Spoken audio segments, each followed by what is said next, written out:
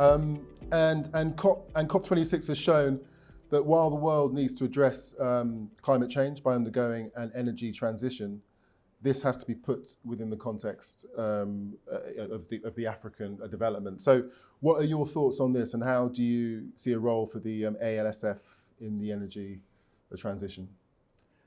Well, climate change is a huge challenge for the world, but particularly for Africa, because the symptoms of climate change are felt in a drastic manner and in a probably disproportionate manner on the African continent.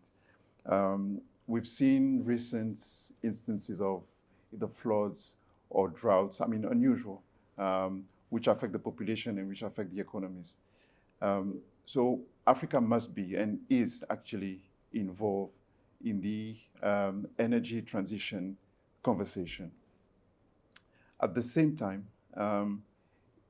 there's a need, we believe, to balance the need for Africa to industrialize and develop and meet its development goals with that energy transition agenda.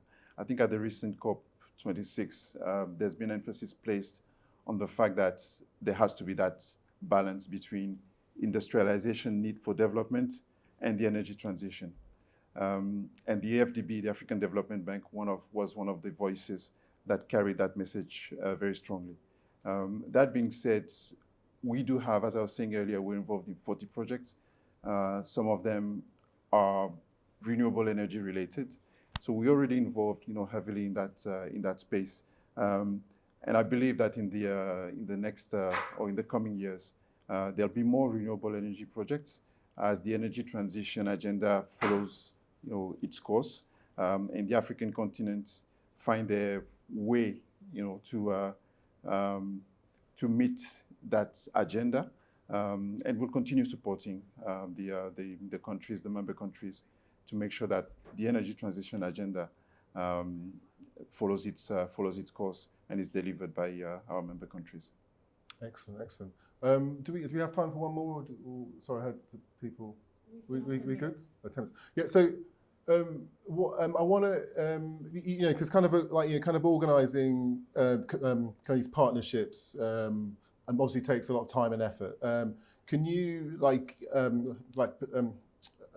you touched upon the private and public kind of partnerships and the different kind of relationships that have to kind of happen and different bodies that have to merge in order for for things to happen. I mean, how difficult kind of is that process? I'm thinking of when governments are involved. Obviously, there's kind of sovereignty to be taken into account. There's financing coming from kind of private enterprise. How difficult is it to kind of to build those relationships, to get people kind of on the same page and to make things happen?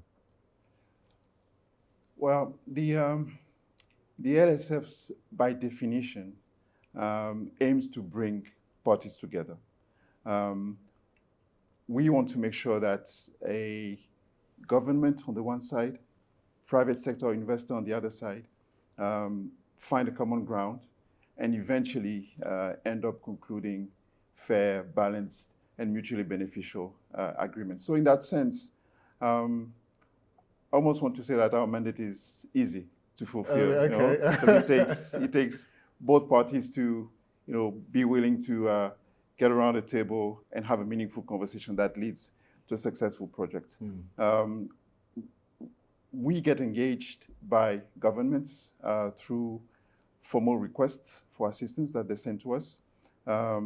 We then review the request. Our process time is, depending on the nature of the project, the nature of the demand of the request, our processing time, instruction time is, fairly quick. And we then get back to the government with an agenda to deliver the assistance that is required from us. And on the other side, we often have a private sector party, which is also keen to have some meaningful framework for discussion. So that's usually the scheme upon which our projects are carried out. So to your point, we find it very conducive to meaningful conversation and to sound projects when both parties are willing to, sit and have find a mutually beneficial grounds or common ground, yeah. And there are enough incentives, I guess, in for both parties to want to get involved. I mean, just on a common sense base. I mean, the market seems to be driving a lot of these Absolutely. kind of. I just imagine that the contracts that you draw up must be kind of pages and pages that they have to agree on. But it sounds, there's enough kind of middle ground that they can move in the right direction. That's great. And so looking forwards, then, kind of as we all do, and like you always do in this sort of context, what what kind of targets are you looking to meet, in the next few years, and how optimistic are you about meeting those targets? Well, we are very optimistic as a team. As I said, the facilities mandate has been extended. There's a very good platform to work with because the facility has established its credibility, its relevance, and it's known to be a facilitator.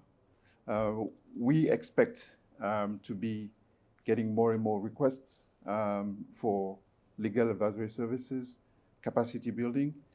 We are enhancing our efforts to build a strong capacity building and knowledge management platform, expanding the ALSF Academy, making sure that we retain all the knowledge and disseminate it in due course to government government lawyers. The need is there. The need is huge. Every time we see government official, they reiterate that message that they need the ALSF's type of support. Absolutely. So I think we're very optimistic. As much as